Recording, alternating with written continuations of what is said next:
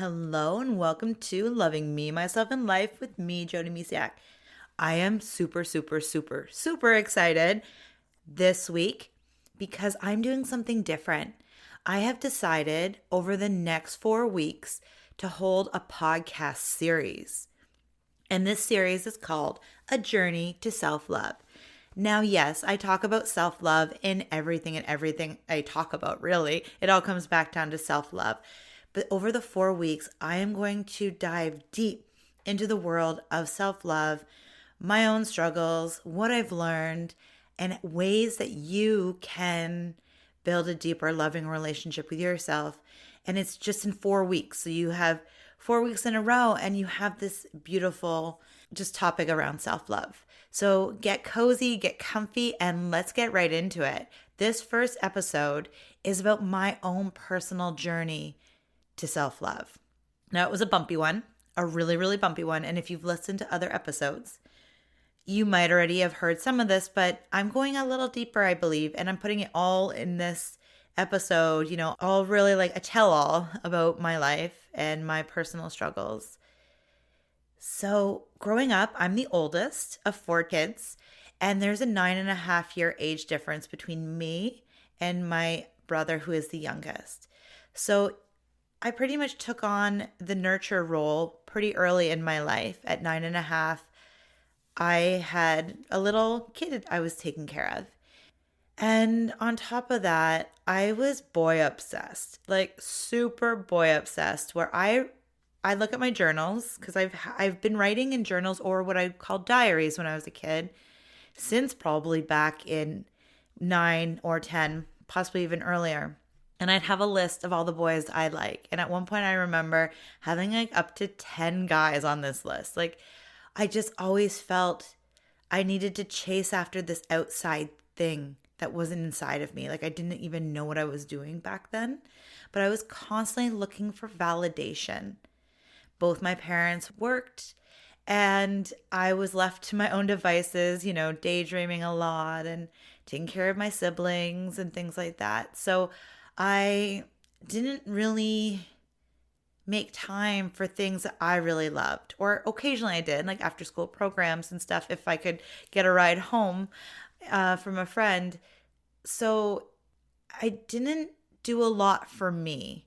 It feels like I did, but even looking back now, I remember eating potato chips or ice cream or what else was in the freezer and go deep diving because at the time I had no idea that I was just bored and not really full of passion. I didn't really have anything driving me because I wasn't taking care of my needs. I had no idea who I was or what I was really doing because I was looking at everybody else around me and not really paying attention to me. And that kind of makes sense. Like I had no idea what I was doing. 9.5, 10 years old, no idea, right? We're young, we're children. I'm even looking at my own children. It's like I'm there guiding them. My oldest had a moment last night where I was in their room for almost 2 hours, probably helping them move through some feelings, some frustration, some overwhelm around school. And, just the burdens. They went from not really having a lot of projects due, and all of a sudden they feel like they do have all these assignments that are due. And anyways, they were feeling a little overwhelmed. So I got to talk to them. But we don't always have that person growing up to talk to. And I didn't know that that was something I needed back then. And the thing is, I want to emphasize that we can't go back and be mad about the past, or I guess we can feel it, move through it and get to the other side. But it's not about being in those past moments and keeping us stuck. It's understanding those past moments and allowing them to let them go so they're not holding you down, weighing you down any longer. And that's what I'm sharing these moments with. I can't go back and change what happened when I was 9.5, 10. I have no control over that. It happened. It's actually cool because it's created and helped make me the person I am today. So I celebrate those moments in life where I had to be resilient, where I had to learn things on my own, where I had to, just be there for myself. And at the same time as understanding those moments so I can better support myself now where I am and ask for help when I need it. So there's my 9-year-old and 10-year-old self. And, I go about my years and I definitely would dream big. And when I'd have, this thing in my head, I would make it happen. Like I wanted to be a fashion designer. I changed high schools so I could take a fashion program because the one I was at did not have it. And I made a plan of how that was going to happen to my parents and made it happen. And then I went to college for it. Now, in the end, I pivoted careers because that's what happens when you discover who you are or, find pieces of you along the way and pivot. Just because we sign up for something or think we're going one direction doesn't mean we can't change course. And that was one of the biggest things I've learned throughout my life. Now, maybe I, paid for a course that I don't have a career in now. However, when I look at the things I learned through that college degree, I learned so much. And I still use a lot of the things I learned about design today being a business owner. And then the things I just picked up along the way, I got to move out on my own. So I had my own personal space. Growing up with a house of 6, 1 bathroom, it was a lot. So I got to move out on my own, have a roommate, live in a big city of Toronto, and just find my own space. Now that brings me to this moment in life where I remember when we were moving to the coast in BC, and I was going through boxes of stuff that I had stored, and I found a journal that I had, and I was writing in when I was in college, and man, I couldn't even recognize the person that wrote in that. I was hard on myself. I didn't think I was going to make it through the course. I thought, who am I to do this? And I was really, really, really hard on myself, very critical, putting myself down. I didn't think I was ever going to make it. I kept saying, I'm just going to give up. I can't do this. I'm not smart enough. This isn't for me. And I kept going on and on about how awful I was. And it was really hard to read. But I'm like, right, that is where I was in that moment. So reading those journals really reminded me of how far I've come. And, that was in my early 20s. And little by little, I learned different things, but my biggest turning point on my self-love journey, when I really began it, I would read a lot of books. I remember when I was living with my grandma that I'd go to the public library and grab a ton of books to read, and maybe I would only read a fraction of them, but I'd read some, and they kind of keep me moving forward. However, the thing is, I knew I was destined for something greater, but I had no idea what that looked like or how I was going to get there. And on top of it, I was always looking at my happiness by making other people happy. Hopefully that makes sense. So I would do things for other people. And when they were happy, then I'm like, I could be happy. So I was holding my worth still in somebody else's hands. Just like my college years where I'm like, I'm not worthy if I don't pass. Fun fact is, I passed.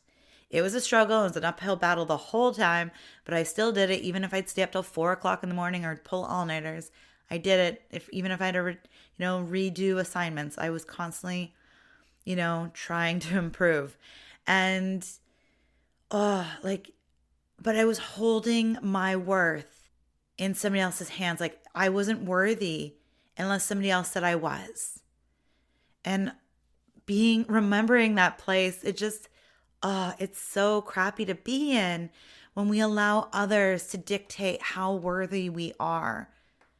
And even just having a conversation with my oldest yesterday where they were worried about their grades.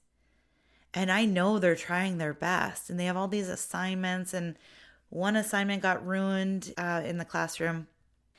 But my biggest thing, and I'm so grateful that I can be there for my children and for you, is that I love them regardless. So I want them to know that. So then it's coming from that place, they can feel safe with me. But anyways, let's get back to the whole self-love journey. And for us, it's really being our own voice that person that says, it doesn't matter what's going on in your life, what grades you get, what job you have, what you did or didn't do. I love you and accept you for who you are. That's really what it is. It's being our own advocate for ourselves. So I had these moments where like I knew that I was destined for something grander and bigger, and I felt like down somewhere in my being, I knew that there was something about me that I could love, but I didn't know it yet. And back then, I didn't even know what the word self-love was. I don't even know if it really came out. I should really, really figure out when that really became mainstream. So here we are. I'm in my 20s, and I'm just kind of, being there for everybody, trying to like do things, figure out who I am, figure out what I'm doing, pay off my student loans. And, I'm not at a job I love and things like that, but, I'm getting by, I'm paying the bills. And then I have this friendship that turns into something more. It's the only one that ever turned into a relationship, because remember earlier how I said I had a list of guys, and I was holding this idea in my mind that if somebody loved me, if a man or actually at that time, a boy loved me, then I was worthy. So my early 20s, I would be in this needy energy. Like I needed a relationship or else I wasn't lovable. I wasn't worthy enough of whatever it is I'm looking for in life, right? So I stumbled into a relationship because it was a friendship first. And it was beautiful, and it's exactly what I needed because it gave me, focus, a focal point, and at the same time, major lessons. So first it was good, and then it wasn't great because, again, I never dealt with my own personal baggage of this replacement thing. So eventually the relationship wasn't great because I wasn't at a good point in my life yet. However, I still to this day am so grateful for this relationship happening in my life because when he ended it with me, I was devastated.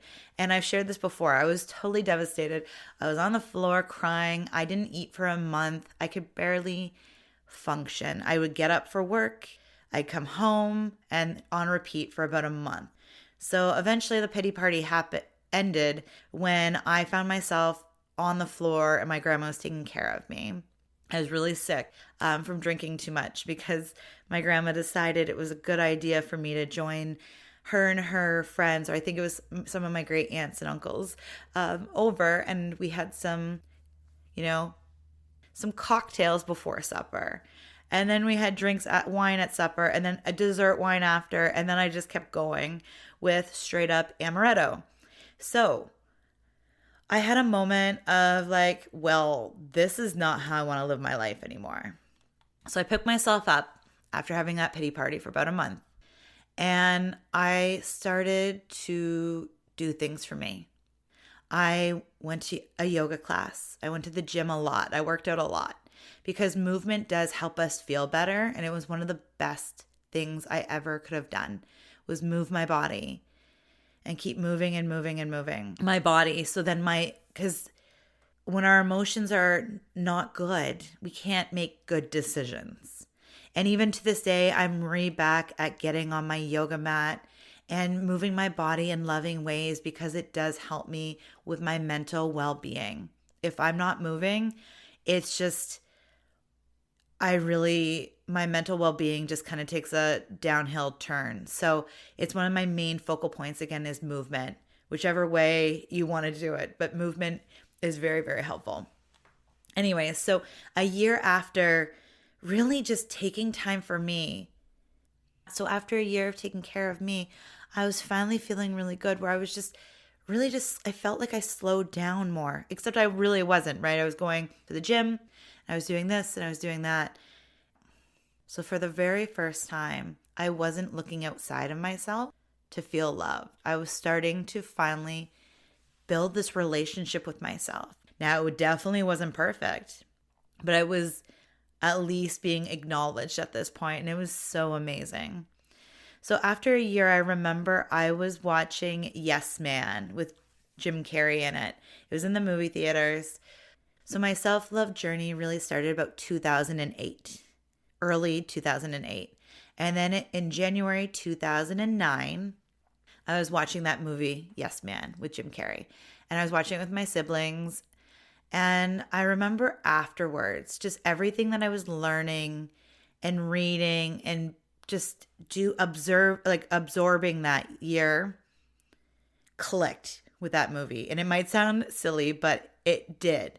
I'm like, oh man, I am amazing without a man. Like, I am great. I don't need a man. Like, I was so in a place that I finally understood that I didn't need anybody else to tell me that I'm worthy or that I'm lovable, that I am lovable as I am. And it was this big aha, wow moment. It was so beautiful. And then a week later, I was at a dance studio. Actually, it was one that I was teaching fitness classes at. And I was there because my yoga class got moved. And I was like, well, what am I going to do with my Wednesday evenings? So I'm like, well, I've always wanted to do dance. So let's go try a dance class at the studio. So the first week I did that, I was on my own with an instructor and another couple, and we were just taking turns, like sharing partners and things like that. And I really loved it. So I was trying to find a friend to go with me the next week so I wouldn't have to, share somebody else's dance partner or always be with the instructor. And I couldn't find anybody that'd be willing to pay to take dance lessons with me. Anyways, so I went again on my own. And now, so this is a week after I had that aha moment. And like that I am worthy of I'm on my own, I'm good, I'm loving myself. And then I went to this dance class and there is another guy there. He was on his own. And I was like, yes, I have a dance partner. This is awesome. And then we danced and we were each other's partner. And then I was getting ready to leave. And this guy was talking to my friend who owned the dance studio. And he was trying to talk her into joining him for the next class. It was ballroom dancing. The one before that was salsa. And she didn't want to do it, but she talked me into it. She's like, Jody, get over here. Do you want to? Anyways, she talked me into taking the class. So we were each other's dance partner now for 2 classes. And then at the end, because I was in my safe space, I was at that dance studio a few times a week teaching and then other extra classes that I would go take. So it was like a second home to me at this point. And it was pretty much all women except for ballroom dancing and break dancing. So I felt really safe there. It was in my own little bubble, being awesome, just being me. And I already decided that I'm worthy and lovable and I didn't need any outside validation. So I was in a really good place in life, not looking outside at all and and around me. So this gentleman asked me like what I was doing after, and I was being honest. I said, I'm going home to have an apple. And he kept asking. I'm like, yeah, like I'm going home to have an apple. I had supper. I was done work at, I think at that time it was 2:00. So I was home and had supper probably by 4:30. So I could do my thing. Work out, and then go to bed and do it all over again and wake up and work at 6:00 in the morning. So I was for real. I'm just going to have an apple and probably go to bed. So anyways, eventually he said, well, would you like to go out and grab a bite with me? Like he had to spell it out for me. And this person that I'm talking about is Alex, my now husband. And I don't think it would have went down the way it would have if I wasn't at a better place in my life, if I was in needy energy and things like that. So that is pretty much, I went way into this love story, self-love, love story, where I first fell in love with myself so I could find love outside of myself. And it's so important to build that relationship up with yourself, because when you love yourself, you can have unconditional love for others. When you're coming from this place of needy energy like I was, or comparing yourself, or just if when you're not feeling good about yourself, then you nitpick other people's lives. You're coming from a hurt place instead of a loving place. So when I was just going home and have an apple, like, and then there he was. So it happens, but throughout my whole life, that was just a big moment in my life. That was really just the first part of my self-love story. Then I, had more workings to do, and then I became a mom. And with being a mom, that was huge lessons. I was also taking, in between having kids, a women's empowerment coaching program. So in with all that, I'm learning and growing and changing. And one of the most beautiful things that I've ever learned about self-love is that it's an ongoing practice. There is no destination. And at first that felt freaking exhausting. I'm like, no, I can't do this forever. No, I cannot be working on myself forever. Like, there has to be an end. But over the years, I realized that it's okay. Like, you don't have to be constantly working 24/7 on yourself or getting to know yourself. It doesn't have to always be work. There can be a lot of fun. It's just changing your perspective about it. So self-love is a practice, just like with yoga. Yoga is a practice. You don't just get on the mat, do it for 8 weeks and be like, okay, I figured out yoga. I'm good. It's like anything. Learning guitar. You learn the guitar, you can play, let's say 20, 30, 40 songs. You don't just give up and say, hey, I'm good. I can play 20 or 40 songs. I reached my goal. I'm good. No, now you get to play and you can just play with it. It's watching my oldest learning the ukulele.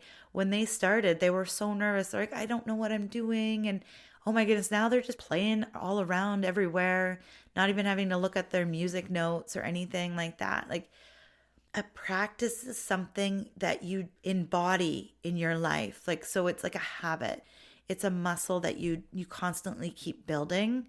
But it doesn't mean you're constantly weightlifting or doing things, right? Like, I don't do yoga 24/7.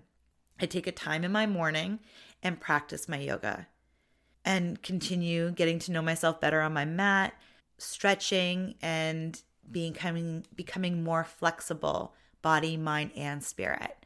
So it's not this thing that I have to constantly be doing, but it's building it into my everyday life. I hope that makes sense. One of the last things I want to leave you with is this one thing, and it's going to sound horrible. Maybe not though. Maybe you've been there too. So when my second was born, he didn't really sleep through the night for 2 years. So he'd go to bed, sleep for like 2-3 hours, wake up, and keep continuing. So I was very, very, very sleep deprived. So I was living off of sugar. Donuts, I can't tell you how many times I asked my husband to go get donuts or Dairy Queen or whatever else. And oh my goodness, I remember going, because I was already a self-love coach at that time, because I actually launched my business when my son was 6 months old. Anyways, so I remember saying, I love myself, so I'm allowing myself to have donuts. And that's not quite how it works. We can use this as an excuse. But it's remembering why so now I look at food as fuel for my body. I move my body because I love it. I used to work out with one goal in mind, to lose weight. That's it, to lose weight and look good. And now I reminded myself over the past few years, I'm like, no, I need this for my mental well-being, like I mentioned earlier. I need it to stay sane and to stay focused and energized and things. So I now work out because I love my body, because I want to show up as my best version of myself. And same with eating. I focus on eating good, healthy food so I feel good and so I can show up. And so my body can, show up too in loving ways, right? So it's doing it out of love. But we can really use self-love as an excuse. However, that being said, it is important to listen to your body. So instead of making it an excuse, I could have been like, well, I'm going to allow myself to have this, and then I'm going to go have a nap, or whatever it was going to be. It wasn't about beating myself up in that moment. So the good news is I did use it as an excuse. I think it was probably the best thing I could do for myself at that time. However, looking back now, what I really needed was a nap, to ask for help around with family members to help me out and help a mama out. I needed sleep so bad. Anyway, so it's just looking back. But like I said, we can't go back and change time, but we can learn from it. So it's just really important to just remember that, to ask for help. And we're going to go through a whole fun thing. I'm so excited about other things. But anyways, before I go, if you're like, I want to know more right now, well, I actually have created a free masterclass that's called Reclaim Your Joy. So it's a free masterclass on self-love for women ready to thrive. And it goes over 3 practices that you can do right now to reclaim your joy and really thrive. So if you're looking for that, and it's short, it's, under 30 minutes long, and to fit into your very busy life. I know if you're like me, taking care of others and things like that. So this is for you if you're looking for more joy, if you're feeling exhausted by taking care of other people. And yeah, it will help you. These 3 powerful practices will help you create a deeper, more loving relationship with yourself. So the link for this free masterclass and more details about the masterclass is in the description of this podcast. You'll find that link in the description of this podcast episode. Now, next week, I'm going to be sharing the science and the psychology of self-love. Now, this is a little bit of my wheelhouse, so I've actually had to do some deep diving and do some research on this one. So this is a little bit out of my wheelhouse, because part of personal growth and self-discovery and just self-love in general is stepping into your comfort zone and expanding your or flexing even your muscles, and really just, doing things you don't normally do. So here I am. I'm going to practice what I preach, and I'm going to go into the world, into science and psychology of self-love. Now, the science part's more out of my wheelhouse. The psychology is more in my wheelhouse. But anyways, together, I'm going to work them together, and I'm going to share with you about understanding the mind-body connection. Thank you so much for being here. Don't forget to grab your download of the free masterclass. It's an audio masterclass, so you can listen to it anywhere. And I look forward to talking to you next week. Thank you again for being here. Take care and have a beautiful, beautiful day. Bye for now.